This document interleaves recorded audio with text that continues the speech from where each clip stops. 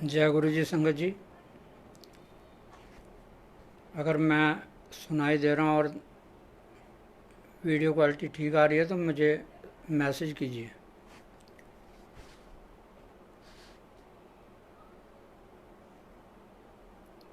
कोई कमेंट कीजिए प्लीज़।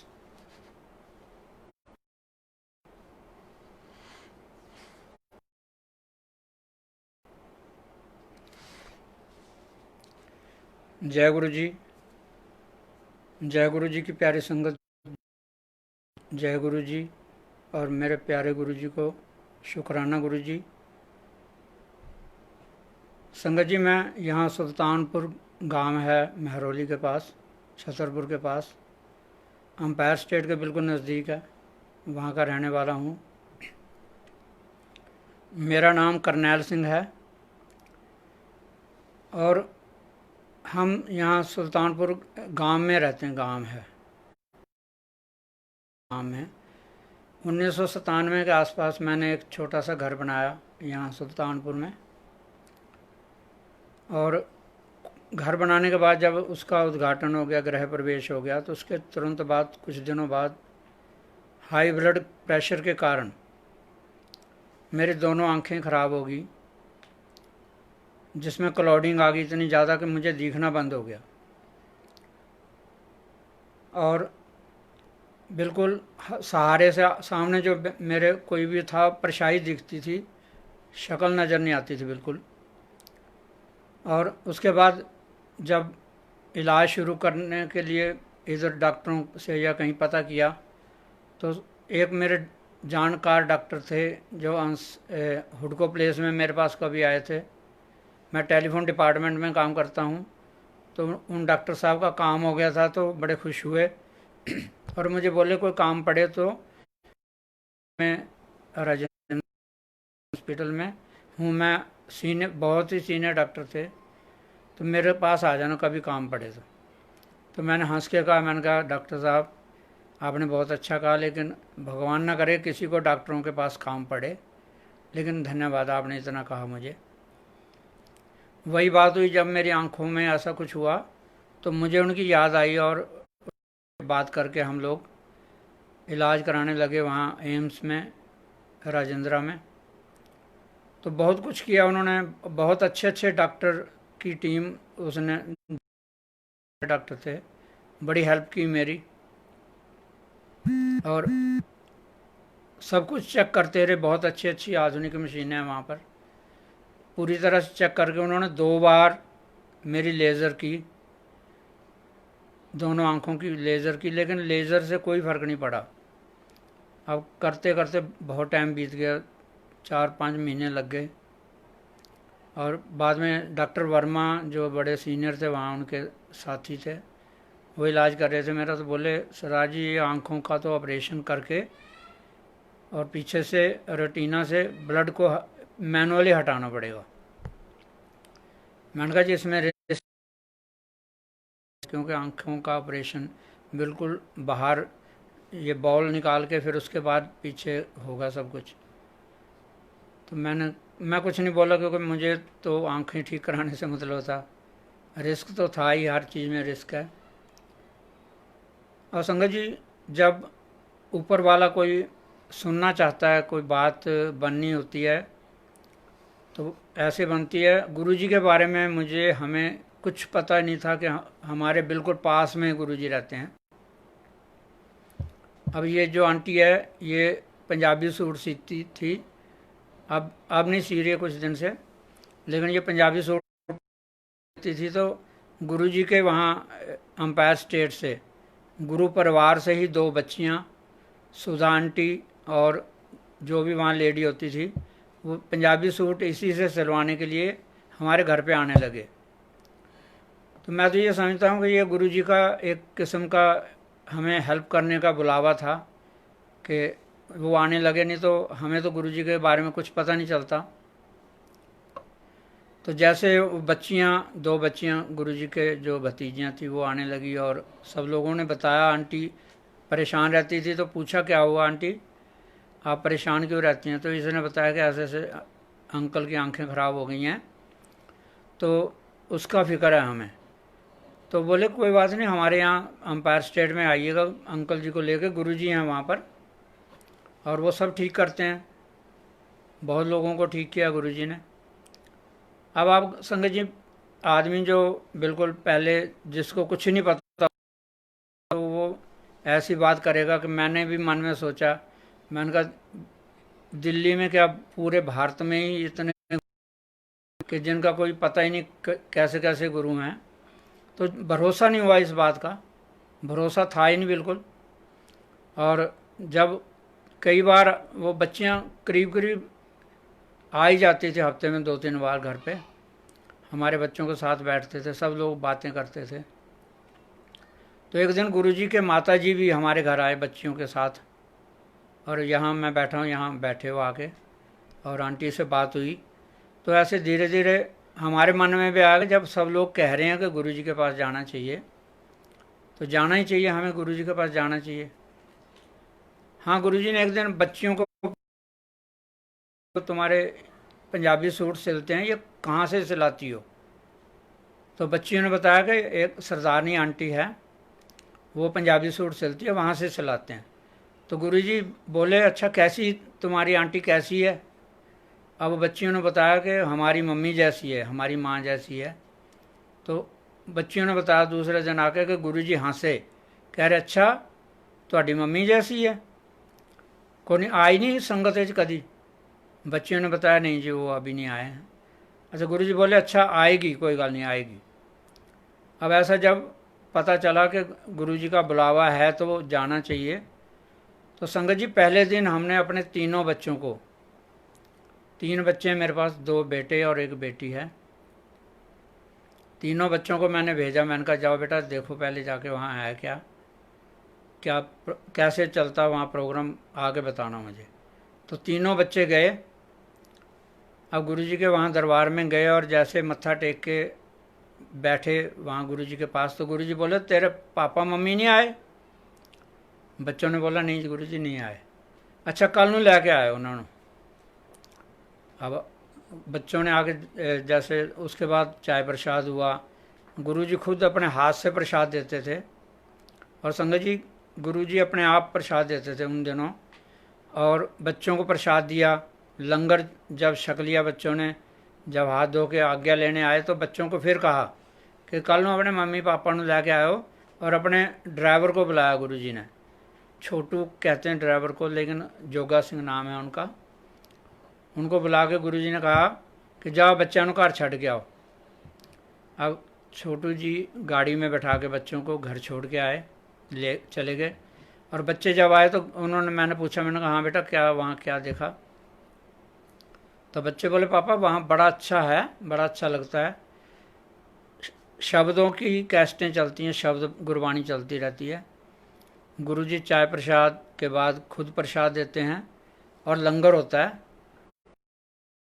हाथ धो के अच्छा लगता है, कोई ऐसी बात नहीं है कि। मैंने कहा ठीक है बेटे। अब जब मन को थोड़ी तसल्ली हो गई, और जब उसके बाद जब दूसरा दिन हम तैयार हो गए जी, 5 बजे 6 बजे से ऑनवर्ड होता था गुरुजी का संगत, हर रोज़ होती थी, हर रोज़ संगत होती थी उन दिनों में। तो हम 5 बजे तैयार होकर बैठ गए जी, जैसे बिल्कुल मन नहीं करता था कहीं जाने को। उस दिन ऐसा गुरुजी का प्रभाव मन में आया, प्यार गुरुजी का आया कि हम 5 बजे तैयार हो गए, और तैयार हो गए 5:45 बजे घर से चल पड़े। पैदल का थोड़ा सा रास्ता, ज़्यादा दूर नहीं है। तो जब हम चले, घर से चले, और जैसे एक मंदिर आता है रास्ते में, शिव मंदिर है सुल्तानपुर गांव में, वहाँ पहुँचते हैं तो छोटू महाराज जी गाड़ी लेके आ रहे होते हैं और कहते हैं अंकल गुरुजी ने क्या, आ जाओ है तो बैठ के आ जाओ। मैं कहा, मैंने उनको मना किया, मैंने कहा ऐसा बेटे आप जाओ, हम पैदल आएंगे, क्योंकि गुरुओं और पीरों के पास, महापुरुषों के पास पैदल ही जाना अच्छा रहता है, गाड़ियों में नहीं जाते हैं। तो हम थोड़ी दूरी था पैदल चले गए, और जाके गुरुजी के दरबार में जैसे ही हमने कदम रखा, जो मुझे बिल्कुल अंधकार था मेरे दिमाग में और बीमारियों का घर था, वो ऐसे पर्दे की तरह वहाँ गुरु जी के दर्शन करते ही ऐसे पर्दा सा फट गया, बिल्कुल मन को शांति आ गई, कोई दुख का एहसास नहीं रहा। गुरु जी सामने बैठे हुए थे सोफे पे। हम गए गुरु जी के चरणों में, मत्था टेका जैसे सब लोग टेक रहे थे, और बच्चों ने बता ही दिया था कि ऐसे ऐसे होता है वहाँ। टेकने के बाद जैसे ही मैं उठ के सामने गुरु जी के हुआ, बोले सरदार जी टेलीफोन डिपार्टमेंट में काम करते हो? मैंने कहा हाँ जी गुरु जी। जाओ कल्याण करता। पहले दिन ही गुरु जी से बात हो गई और गुरु जी ने बड़े प्यार से बात की, और अच्छा लंगर छक के जाओ। हम सब बैठ गए।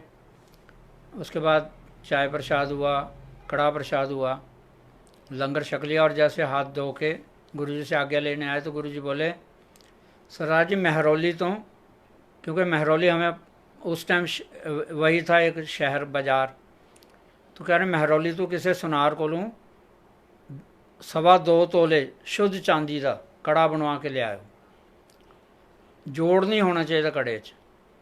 मैं कहा गुरु जी जिदा आ गया। अब दूसरे दिन मैं पहुंच गया और जैसे वहाँ पता करने लगा सुनारों से, कोई सुनार बिना जोड़ का कड़ा बनाने को तैयार ना हो। पुराने तोले का तो मान गए कि पुराने तोले का बना दें। 10 ग्राम का तोला होता तो गुरु जी के जो हिसाब से पुराना तोला था वो मेरे ख्याल 11 साढ़े 11 तोले का ग्राम का होता तोला। तो बोले जी हम बना देंगे 2.25 तोले का, लेकिन बिना जोड़ के नहीं बनेगा। फिर मैंने एक दो से और पूछा, आखिर में एक सुनार तैयार हो गया, कह रहा जी मैं बना दूंगा जी आपको बिना जोड़ का कड़ा।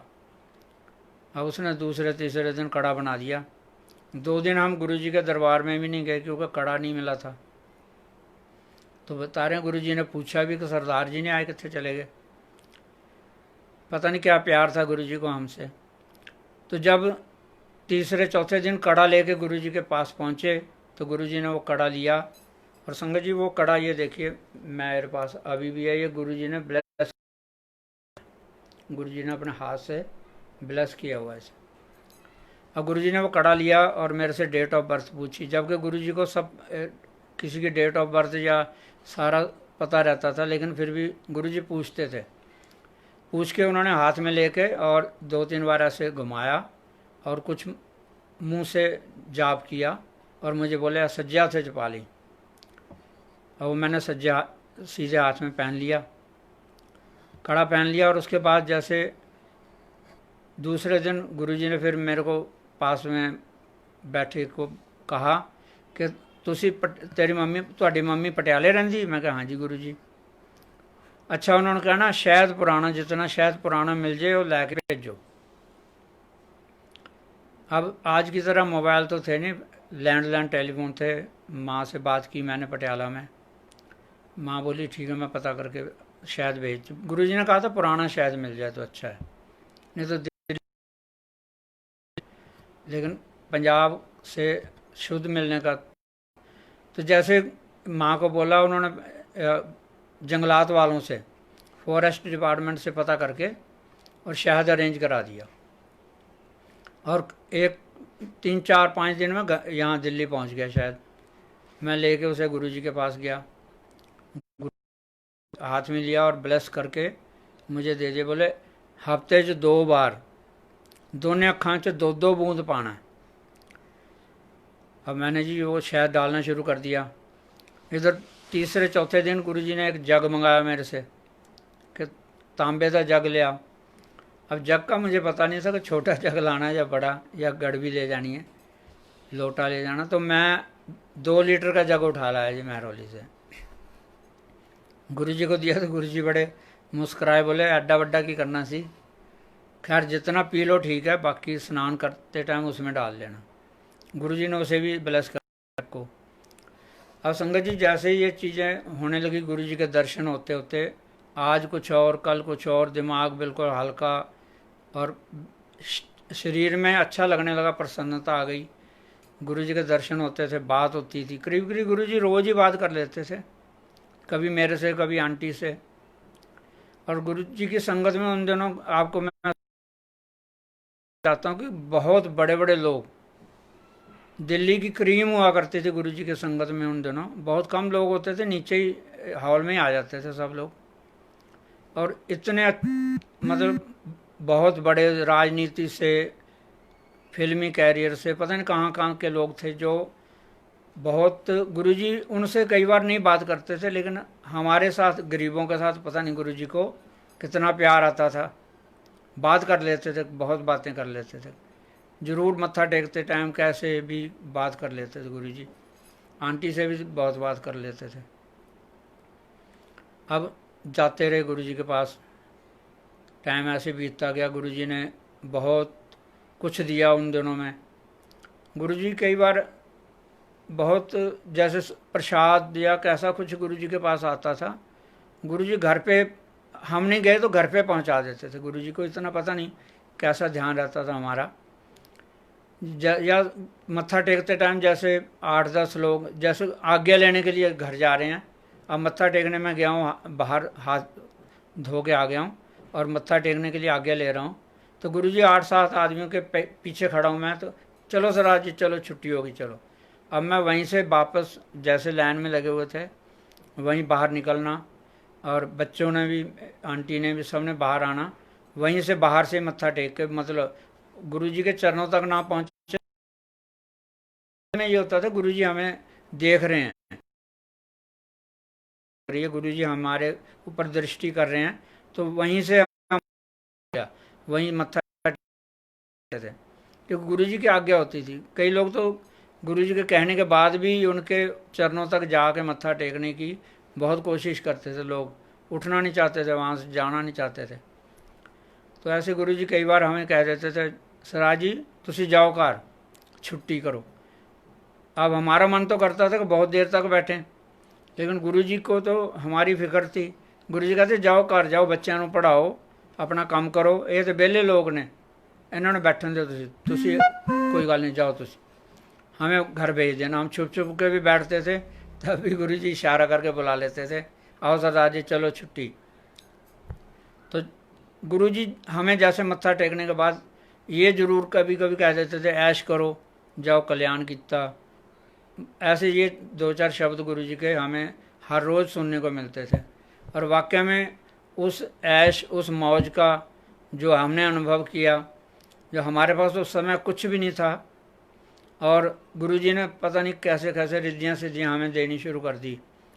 बच्चे पढ़ाई में ठीक नहीं थे, तो गुरुजी ने कहा ना घर पढ़ाया करो।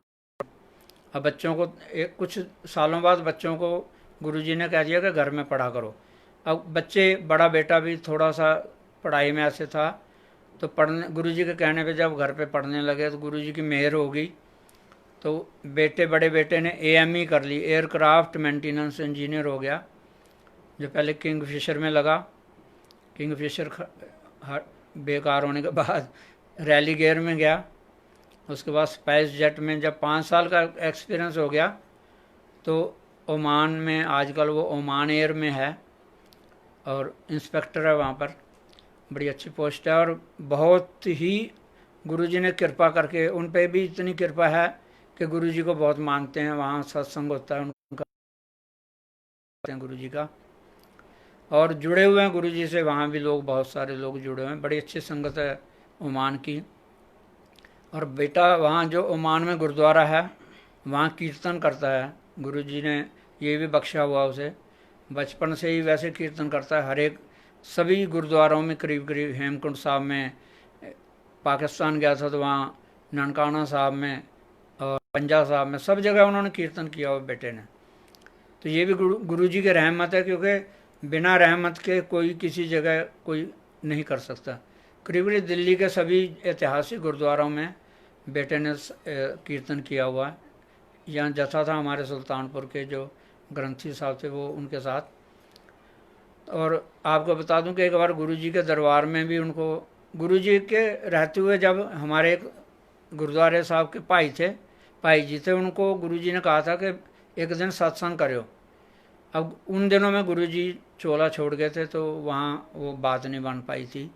तो बाद में एक दिन सुधा जी से और सबसे बात होके गुरुजी के यहाँ अंपायर स्टेट में बेटे ने, और वो जो हमारे ग्रंथी साहब थे पहले, आजकल तो गुरुद्वारे में तो नहीं है लेकिन वो अभी भी हैं सुल्तानपुर में, तो उनको मौका मिला गुरुजी के वहाँ अंपायर स्टेट में भी कीर्तन करने का 1-1.5 घंटा कीर्तन किया उन्होंने। तो ये सब गुरु जी की कृपा से ही हो सकता है। हाँ संगत जी, फिर उसके बाद क्या होता है, मन तो आदमी का तो पत्थर ही है ना। तो ऐसे सर्दियों की ना गर्मियों की छुट्टियां हुई थी, तीनों बच्चे पटियाला में अपनी दादी के पास गए हुए थे, हम दोनों, मैं और आंटी घर पे थे। तो हम रोज़ गुरु जी के जाते थे सत्संग में, और गुरु जी कभी मना नहीं करते थे। उन दिनों में कोई ऐसा नहीं था कभी 2 दिन आना, 4 दिन आना, 6 दिन, रोज़ ही चले जाते थे हम लोग। तो हम घर से निकले उधर। हाँ, गुरु जी का मंदिर, बड़ा मंदिर तैयार हो गया था। सालों कैसे बीत गए हमें भी नहीं पता चला। गुरु जी का मंदिर तैयार हो गया और लोग वहाँ जाने लगे। गुरु जी भी कभी कभी चले जाते थे। अब आंटी बोली मुझे कि मंदिर तो गुरु जी का बड़ा मंदिर बन गया, लेकिन हम कैसे देखेंगे, हमारे पास कोई गाड़ी नहीं, रात को जाने का कोई साधन नहीं है, तो गुरु जी के मंदिर के दर्शन कैसे होंगे। मैं कोई बात नहीं, हम दिन में चले जाएंगे, गुरु जी के मंदिर के दर्शन कर आएंगे, बस में चले जाएंगे, ऑटो पे चले जाएंगे, और कैसे भी चले जाएंगे, दिन में देख लेंगे, रात में नहीं है तो कोई बात नहीं। तो हम ये बात करते हुए गुरु, मन में ऐसा वहाँ तो कुछ नहीं याद आया कि हमने रास्ते में क्या बात की, क्योंकि गुरु जी के दर्शन करते ही सारे दुनिया की उलझने सब भूल जाते थे। क्या कहना है गुरु जी से जाके, क्या पूछना है, सब कुछ भूल जाते थे। अब जब गुरु जी के वहाँ दरबार में पहुँचे, चाय प्रसाद हुआ, कड़ा प्रसाद हुआ, लंगर हुआ, पहले कर लिया, और मैं हाथ धो के गुरु जी से आज्ञा लेने के लिए आ गया। गुरु जी को चरणों में मत्था टेका, तो गुरु जी कहते सरदार जी बैठो थे। गुरु जी सरदार जी कह के बोला करते थे, सरदार जी बैठो। आंटी किथे, मैं कह जी आ रही होने, हाथ धो के आ रही। बैठ गए, मैं भी बैठ गया। आंटी आ गई, आंटी बैठ जाते, आंटी भी बैठ गई। अब नोएडा से संगत आती थी, 2 भाई आते थे नोएडा से। अब छोटे, मुझे नाम याद नहीं रहते, थोड़ी भुलक्कड़ हूँ। तो गुरुजी ने छोटे भाई को बुलाया, कहते इधर आओ। वो आए फटाफट। ए आंटी अंकल नूं लैके ना, सरदार जी आंटी नूं अंकल नूं लैके ते वड्डे मंदिर जा, वड्डे मंदिर पहुँचो। अब वो उन्होंने, जो अंकल थे उन्होंने तो लंगर कर लिया था, लेकिन जो आंटी थी उनकी, उन्होंने लंगर नहीं किया था। फिर भी वो हमारे साथ बिना लंगर करे, दोनों मतलब आंटी बिना लंगर करे बैठ गए गाड़ी में, और हमें लेके भाटी माइंस की तरफ चल पड़े सुल्तानपुर से। अब अंपायर स्टेट से चले और छतरपुर से आगे पहुँचे तो अंधेरी, बिल्कुल अंधेरा। उन दिनों सड़कें बिल्कुल सिंगल सड़क होती थी, कोई लाइट का प्रबंध नहीं था, कुछ नहीं था, आज की तरह नहीं था कुछ भी। बहुत बिल्कुल जंगल था एरिया, सुनसान एरिया था। गए जी, पहुँचते मैं और ये आंटी मन रास्ते में बात कर रहे हैं कि आज गुरुजी ने कित्थे भेजता। चलते चलते जी खैर बड़े मंदिर पहुँचे। उस टाइम टी पॉइंट से अंदर बिल्कुल कच्चा रास्ता होता था, कोई ऐसा सड़कें बढ़िया नहीं थी, दोनों तरफ दीवारें भी नहीं थी, जो फार्मों की दीवारें आजकल बहुत ऊंची ऊंची हैं, तो ऐसे खुले हुए फार्म होते थे। जब गुरुजी के मंदिर पहुँचे तो देखा वहाँ अंधेरा बिल्कुल। अब उन अंकल ने मालियों को जगाया। उन दोनों में संगत जी माली ही 2 या 3 परिवार थे मालियों के, जो गुरुजी के पूरे बड़े मंदिर की वही देख रेख करते थे, वही सेवादार थे, सब कुछ वही थे। और कोई संगत को ऐसा कुछ नहीं था कि वहाँ कोई रुके या रहे, वो वही देखते थे सारा। उन्होंने मालियों को उठाया और वो उठ के उन्होंने जनरेटर चलाया। जनरेटर चला के मंदिर जगमगा गया लाइट से, और हम अंदर गए। तो मंदिर में अंदर जाते जाते मन को इतनी शांति मिली कि जैसे हम स्वर्ग में आ गए हैं। मंदिर में बहुत शांति मिलती है, जब भी कोई जाता है तो अनुभव की बात है। अब गए अंदर, सब कमरे जो आज अगर जाएं बड़े मंदिर में तो कमरों के दर्शन हमें नहीं कराएगा कोई। उन दिनों में सारे ही कमरे खोल के सारे ही कमरों के दर्शन हुए। जितने भी गुरु जी के वहाँ मंदिर में कमरे थे, जितने भी कमरे थे, सभी के दर्शन हुए और सारे दर्शन कराए गए हमें। और जैसे दर्शन करने के बाद बाहर आए, यहाँ शिव जी की मूर्ति फुहारे में लगी हुई है, वहाँ आए तो वो अंकल मुझे बोले, कह रहे अंकल जी ਇਹ ਜਿਹੜੀ ਮੂਰਤੀ ਲੱਗੀ ਹੈ ਨਾ ਫੁਹਾਰੇ 'ਚ, ਜਦ ਇਹ ਇੱਥੇ ਸਥਾਪਿਤ ਕੀਤੀ ਗਈ ਸੀ तो इस ਵਿੱਚੋਂ आवाज़ आई सी, आकाशवाणी हुई सी। अब उन्होंने ये तो नहीं बताया क्या आकाशवाणी हुई थी, लेकिन कि आकाशवाणी हुई थी इतना उन्होंने बताया। अब मेरे मन में तो अभी तक गुरु जी के जो पक्की भावना नहीं थी, तो मन में मैंने उनको नहीं कहा कुछ भी, मैंने अपने मन में सोचा, मैंने कहा जो महापुरुष होते हैं, ये जो त्राटक विद्या हिप्नोटिज्म होता है, इससे किसी भी पत्थर की चीज़ को या किसी भी चीज़ को बात करा सकते हैं, वो बात कर सकती है, इतनी पावर होती है हिप्नोटिज्म में, त्राटक विद्या में। तो मैंने कहा हो सकता है गुरु जी ने उस तरह से बात करा दी हो। अब ये कह के मन में यही मन में रह गई, और हम अंदर बड़े हॉल में जाके बैठ गए 5 आदमी, मैं, आंटी, वो अंकल जो हमें ले गए थे वो आंटी, और एक माली, वो बैठे, हम सब बैठे रहे। 5-7 मिनट बैठे होंगे तो संगत जी लंगर हॉल उन दिनों में जो बड़े मंदिर का लंगर हॉल था वो नीचे बेसमेंट में होता था, बिल्कुल मंदिर के साथ ही नीचे। यहाँ आजकल नंदी जी और वो वहाँ रखे हुए ना, वहाँ पर होता था।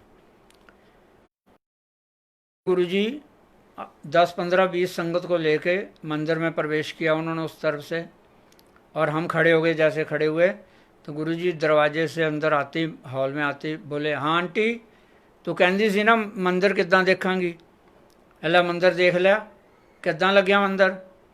बस हमारे तो जी बिल्कुल चेहरे लाल हो गए। गुरु जी ने हमारे मन की बात समझ ली। आंटी भी बड़ी खुश हुई, कह रही गुरु जी बहुत अच्छा लग गया मंदिर, अच्छा बैठ जाओ।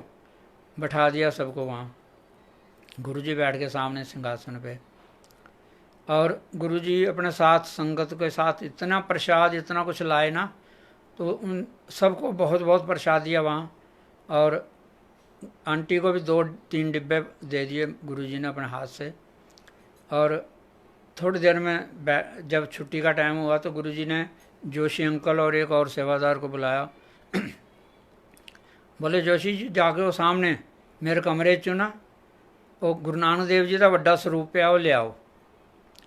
संगत जी जो मेरे पीछे ये गुरु नानक देव जी का स्वरूप लगा हुआ है, ये गुरु जी ने अपने हाथ से वहाँ बड़े मंदिर से मुझे दिया हुआ। तो उन्होंने वो 2 आदमी लाए स्वरूप को उठा के। अब सामने आपको इतना बड़ा तो नहीं दिख रहा, लेकिन एक्चुअली देखेंगे तो बहुत बड़ा स्वरूप।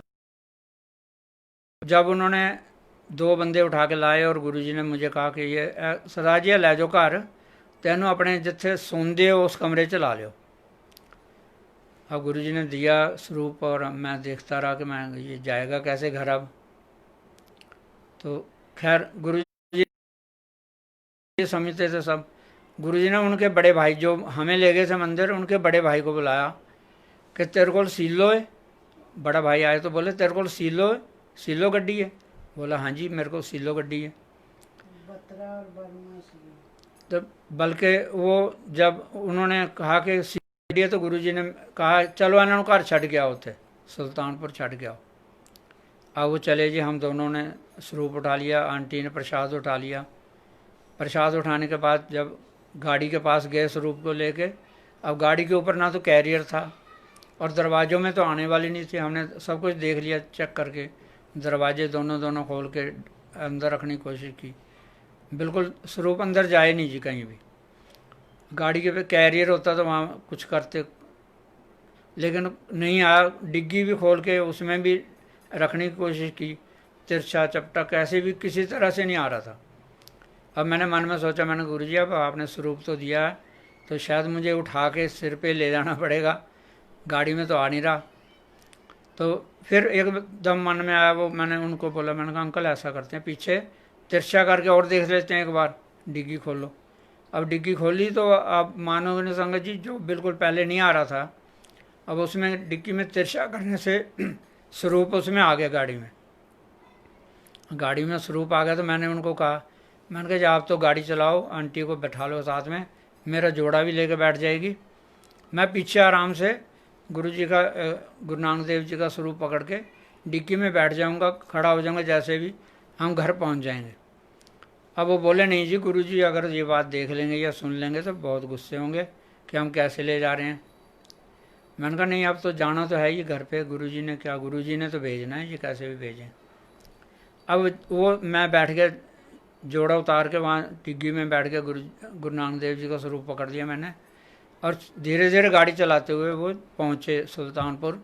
जब एम्पायर स्टेट के पास पहुँचे तो मैंने कहा आपने नोएडा जाना तो आप जाइए घर पे, यहाँ छोड़ जाइए हमें, हम दोनों उठा के ले जाएंगे स्वरूप। कह रहे नहीं जी नहीं, गुरुजी वहीं बैठे हुए सब देख रहे हैं, उनसे छुपा नहीं है कुछ भी, मैं तो घर ही छोड़ के जाऊँगा, मुझे जो आज्ञा हुई है। अब वो हमें घर छोड़ के गए जी। अब मैंने रात को ये कील वील ठोक के यहाँ गुरु नानक देव जी का स्वरूप टांग दिया, और 2-2:30 तो बज गए थे उस टाइम रात के।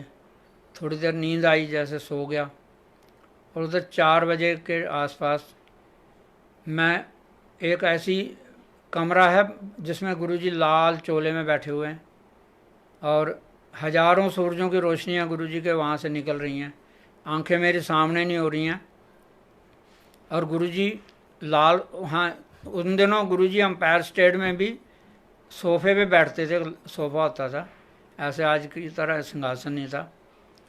तो गुरुजी उस पर बैठे हुए हैं लाल चोले में, और टेबल पे भी लाल क्लॉथ बिछा हुआ है, उस पर 3 बड़े बड़े ग्रंथ, बहुत बड़े बड़े ग्रंथ टेबल पे रखे हुए हैं 3, और एक ग्रंथ खुला हुआ गुरुजी के थाई पे रखा हुआ है, यहाँ गुरुजी के सामने रखा हुआ खुला हुआ। और गुरुजी मुझे कह रहे हैं सरदार जी आ जाओ, ये कोई त्राटक विद्या नहीं हैगी। बस 2 बार गुरुजी ने कहा कि ये त्राटक विद्या नहीं हैगी, और मैं जाके मत्था टेक के हैरान हो गया कि गुरुजी ने, जो मेरे मन में शंका थी, जो मंदिर में मैंने कहा था कि गुरुजी ने जो मूर्ति को त्राटक विद्या से बुला लिया होगा, तो ऐसा नहीं था। गुरुजी 4 वेद के ज्ञाता थे, पार ब्रह्म थे, भगवान का रूप थे। उस दिन के बाद गुरुजी के प्रति मेरा पूरा विश्वास हो गया कि गुरुजी कोई ऐसे आज के युग के मामूली गुरु नहीं है, ये तो पार ब्रह्म हैं, परमात्मा खुद हैं, जो 4 वेदों के ज्ञाता हैं। तो गुरुजी ने इस तरह से मेरे मन की जो शंकाएं थी, सभी के मन की शंकाएं गुरुजी दूर करते हैं। खैर वो उसके बाद गुरुजी के पास आना जाना होता रहा। गुरुजी जैसे शादी ब्याह के कार्ड आते थे गुरुजी के पास ब्लेस होने के लिए, 10-20 से संगत दे जाती थी, तो गुरुजी उनके अपने जैसे जो भी संगत के पटियाला का था, पटियाला में कोई शादी का प्रोग्राम था, तो गुरुजी ने खुद उस पर लिखा सरदार जी एंड फैमिली। वो मेरे पास आज भी कार्ड पड़ा हुआ गुरुजी का हाथ का लिखा हुआ। तो गुरुजी जब वो हफ्ता पहले कार्ड दे दिया था हमें, तो जैसे हम मत्था टेकते घर जाने के लिए आज्ञा लेते थे, तो गुरुजी बोलते चलो सरदार जी 22 नंबर फाटक, पटियाला में 22 नंबर फाटक बहुत मशहूर है, वहीं आसपास प्रोग्राम था। तो गुरुजी हमें रोज़ बोल देते थे अच्छा पटियालियों परिवार में भी ला के आयो नाल, मदर जो भी मेरे परिवार के लोग थे पटियाला में। अच्छा गुरुजी हमें पटियाला की वजह से, सुल्तानपुर की वजह से गवांडी बोलते थे, नेबर मतलब पड़ोसी बोलते थे। गुरुजी कहते तुझे साढ़े गवांडी हो, पटियाले दे भी तो सुल्तानपुर दे भी। ऐसे गुरुजी बड़े प्यार से बातें करते थे। अब गुरुजी के पास जैसे मत्था टेकने के लिए जाते थे, बच्चे छोटे छोटे थे मेरे, बेटी मेरी बड़ी प्यार करती थी गुरुजी को, और गुरुजी ने उसे कई बार ब्लेस किया। गुरुजी के पास एक बार पेन लेके वो ब्लेस कराने लगी पेपरों के लिए, तो गुरुजी कहते और मैं तो तेन पहला ब्लेस करता है, लिया पेन ला के फिर भी ब्लेस करके दे दिया। गुरुजी ऐसे प्यार करते थे बच्चों को। तो बेटी से प्यार क्यों करते थे, वो गुरुजी के संगत में हमेशा पंजाबी सूट पहन के जाती थी, और क्योंकि गुरुजी पंजाबी कल्चर से बहुत प्यार करते थे, जो संगत जी आप भी आज भी जानते हैं कि गुरुजी को पंजाबी कल्चर से बहुत प्यार था। तो बेटी ने 8-10 लोग जैसे लाइन में लगे हुए मत्था टेकने के लिए, तो सिर पे चुन्नी ले लेती थी, पहले नंगे सिर मत्था नहीं टेकती थी कभी भी, क्योंकि बच्चियां आजकल की आपको पता है वो भी उन्हीं बच्चियों में से थी, लेकिन गुरुजी की पता नहीं क्या कृपा थी कि नंगे सिर कभी उसने मत्था नहीं टेका। गुरुजी के पास जाने से पहले सिर पे चुन्नी लेनी, मत्था टेकना, और बाहर आके भले उतार दे कोई बात नहीं, लेकिन गुरुजी के सामने चुन्नी में ही मत्था टेकती थी। तो गुरुजी बड़े खुश होते थे। तो एक दिन गुरुजी मुझे बोले सराज जी ऐसा ब्याह जाके पंजाब करो, दिल्ली ना करो। मैं कहा गुरुजी जिद्दां हुक्म। अब संगत जी गुरुजी के ऐसे, गुरुजी के तो बोल महावाक जो एक बार गुरुजी ने कह दिया वो तो पूरे होने होते थे। दिल्ली में जब बड़ी हुई, दिल्ली में बहुत कोशिश की हमने, और गुरुजी उस टाइम नहीं थे चोले में जब उसका ब्याह हुआ, तो हमने खूब कोशिश कर ली, दिल्ली में रिश्ता ढूंढते रहे, आसपास एनसीआर में कहीं नहीं मिला। आखिर जाके गुरुजी ने जो कहा था वो पंजाब में ही शादी करनी पड़ी उसकी, और जो गुरुजी ने कहा था वो, उसको भी ब्लेसिंग है। वो आजकल इटली में है, 2 बच्चे हैं उसके पास, एक हमारा दोता और एक दोती है, बहुत खुश हैं वो भी। और ओमान में भी बच्चा है, एक बच्चा मेरे पास है, यहाँ पर मेरे पास ही है सुल्तानपुर में। तो गुरुजी ने ऐसे बच्चों को ब्लेस किया हुआ है, हमें तो अनेकों बार ब्लेसिंग गुरुजी कुछ ना कुछ देते भी रहते थे। जैसे कोई चांदी का सिक्का आया, कोई लॉकेट आया, कुछ भी आया, गुरुजी ने हमारे नाम का सिक्का तो हमें जो भी चीज़ आती थी ज़रूर देते थे। गुरुजी को जो पर्सनली लोग जैसे पंजीरी बना के लाए पंजाब से देसी घी में, और पता नहीं, आपको तो पता गुरुजी के लिए स्पेशल चीज़ें आती थी। गुरुजी ने थोड़ा सा खाना, और कभी आंटी जाती थी वहाँ एम्पायर स्टेट किसी काम से, कपड़ों के काम से, तो गुरुजी ने इसे पकड़ा देना और खुद भिजवा देते थे, लो सरदार जी ने कहा जो खा लेगा पंजीरी, और पता नहीं हम क्या क्या गुरुजी ने ऐसे प्रसाद के रूप में भेजा कि जो हमने, हमारी जन्मों जन्मों की भूख और दुख मिटा दिए गुरुजी ने। ऐसे गुरुजी कुछ ना कुछ बात करते थे। कभी आंटी को बोलना, आंटी आज तो तू बड़ी सोहनी लग रही हैं, एडी बड़ी बिंदी क्यों लाई ये। आंटी उन दिनों बिंदी लगाती थी, तो बड़े खुश हो गए गुरुजी, कभी कभी हंस पड़ते थे, प्यार से बात करते रहते थे।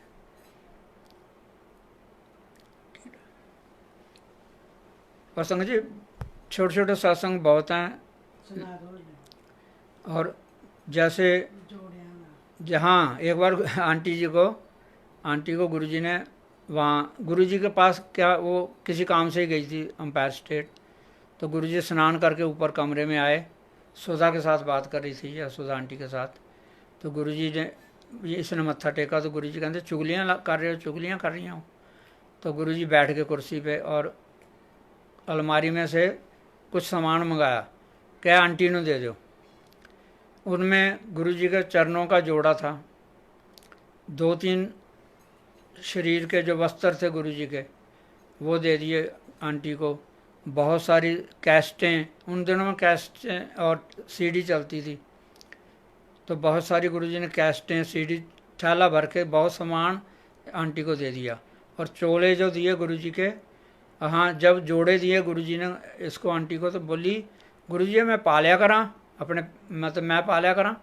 वो कहते नहीं चलिए, ये जो कभी तेरे से कोई औकड़ आएगी, कोई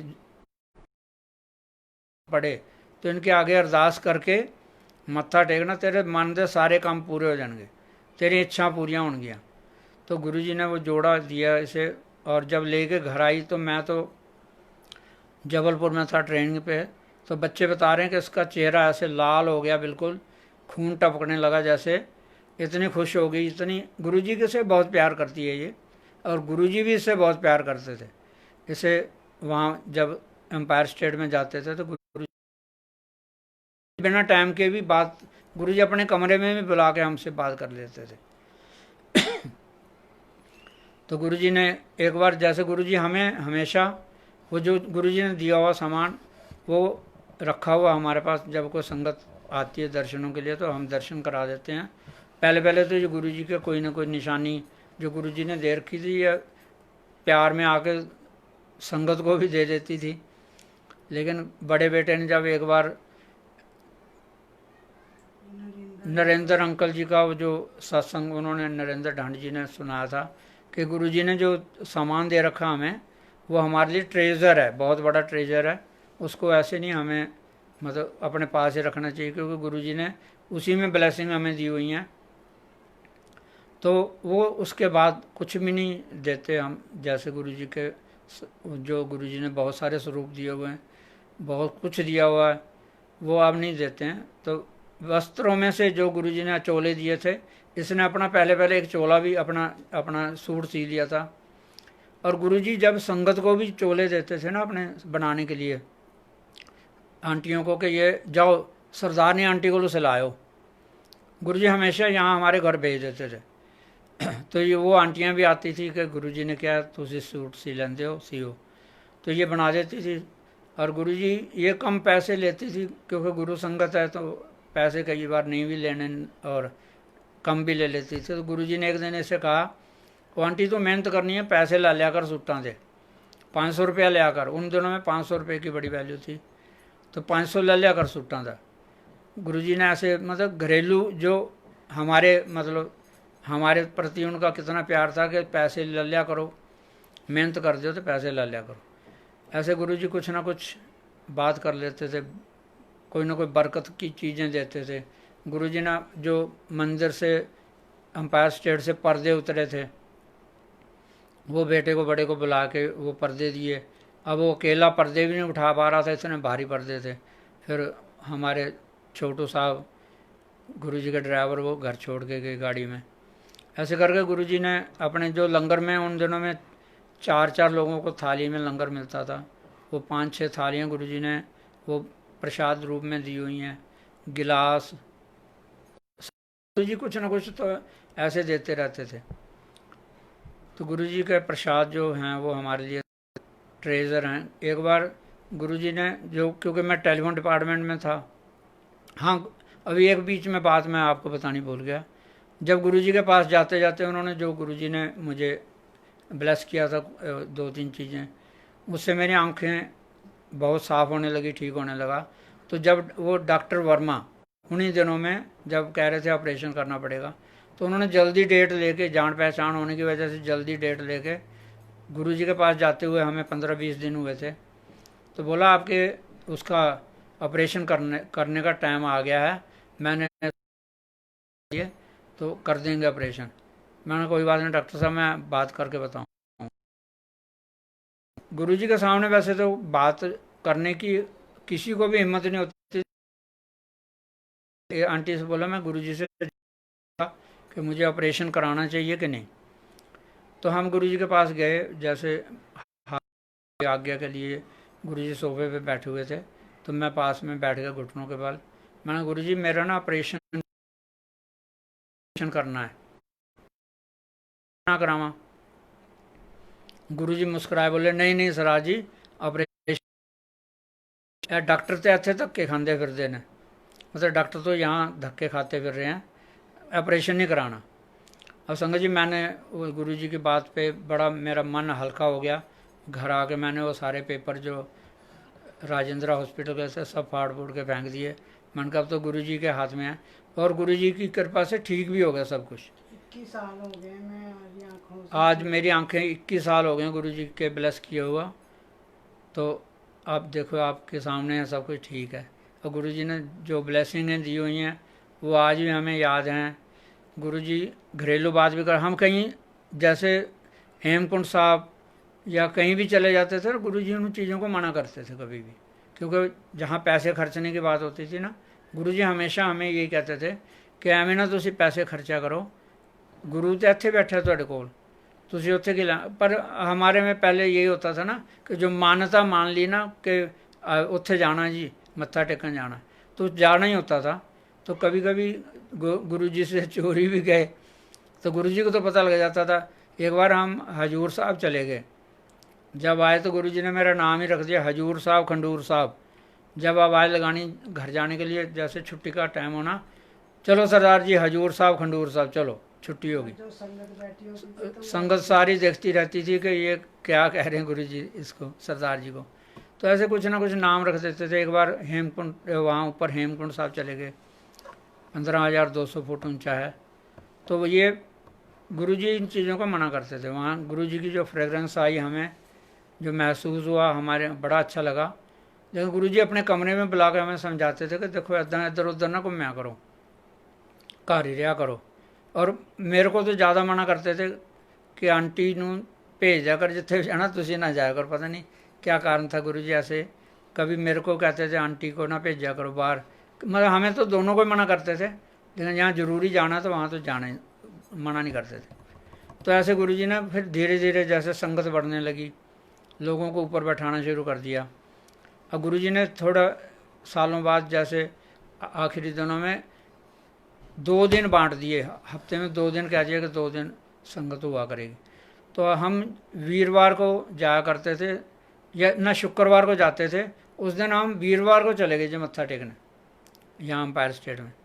तो गुरु जी कहते वो सरदार जी तुसी तो कल आना सी, मतलब इतना ध्यान आप देखिए, हज़ारों की संख्या में लोग आ रहे हैं जा रहे हैं। तो एक आदमी का गुरु जी को ये पता कि इसने कल आना था, एक दिन पहले आ गया। मैं कहा गुरु जी असी पंजाब जाना से, इस करके आज दर्शन करना आ गए, तुहाडे जी किता, कोई नहीं बह जाओ। मतलब ऐसा नहीं है कि गुरु जी कुछ गुस्से से कह रहे थे, लेकिन उनको इतना ध्यान रहता था कि कौन कहाँ किस दिन आना है। इतने संगत में भी हर एक का ध्यान रखते थे गुरु जी। सत्संग संगत जी, और गुरु जी की महिमा गाना हर एक के बस की नहीं है, ना मेरे बस की है। और जैसे जैसे गुरु जी बुलाते हैं हम बोलते हैं। गुरु जी का कॉन्सेप्ट हम सभी को यही था कि गुरु जी एक थाली में 4-4 संगत को लंगर छकाते थे सामने बैठा के। वो यही का मतलब था कि जात पात ऊंच नीच ये सब कुछ नहीं है। जो हम आज कई ग्रुपों में बट गए हैं ना, ये गुरु जी ने इसी को हटाने के लिए, क्योंकि उनकी हम जो उन्होंने कॉन्सेप्ट दिया था उसे हम नहीं समझे आज तक, और ना कभी समझ रहे हैं। समझने की कोशिश ही नहीं की। गुरु जी हमें एक ही करना चाह रहे थे, और उन्होंने हमेशा एक रखा। गुरु जी ने, गुरु जी के टाइम में कोई बोलता भी नहीं था। आज तो गुरु जी के साथ या उनके पता नहीं क्या क्या बातें हो रही, मैं नहीं कहना चाहता कुछ भी, लेकिन गुरु जी को हमने अपने हिसाब से बांट लिया है। तो मैं सारे संगत से यही प्रार्थना करूँगा करबद्ध कि आप सब एक रहिए, गुरु जी का कॉन्सेप्ट मानिए कि उन्होंने जात पात भेद भाव सब मिटा दिया था, और उसी को हमने आगे चलाना है। तो आप सभी गुरु जी से प्यार कीजिए। गुरु जी बहुत भोले हैं, आपका जरा से प्यार देखेंगे तो वो लाखों गुना प्यार आपको देंगे, और वाकई में देते हैं गुरु जी। और आज नई संगत जो जिसे हम नई संगत कहते हैं, वो हमसे ज़्यादा ब्लेस्ड है, क्योंकि हम तो गुरु जी के सामने भी गुरु जी को गुरु जी ने समझ पाए, भगवान ने समझ पाए। लेकिन जो आज की संगत जो आज जुड़ी है वो बहुत ज़्यादा ब्लेस्ड है। वो गुरु जी को जो उन्होंने फिज़िकल फॉर्म में नहीं देखा, वो ज़्यादा जुड़ गई है गुरु जी से। लाखों लोग जुड़ गए हैं, मैं तो कह रहा हूँ वर्ल्ड वाइड हो गया अब तो गुरु जी का सब। तो इसलिए मैं तो यही कहूँगा कि आप सब एक रहिए, एक ही बात कीजिए, गुरु जी को ही मानिए, और गुरु जी की बातें जो गुरु जी को मानते हैं तो उनकी भी मानो, गुरु जी की बात मानो, बस यही प्रार्थना है। जय गुरु जी। संगत जी आपको भी प्रणाम, गुरु जी को भी लाख लाख शुक्राना गुरु जी का, और आप सबका शुक्राना जो मुझे सुना आपने, बहुत बहुत धन्यवाद। जय गुरु जी, जय शुक्राना गुरु जी।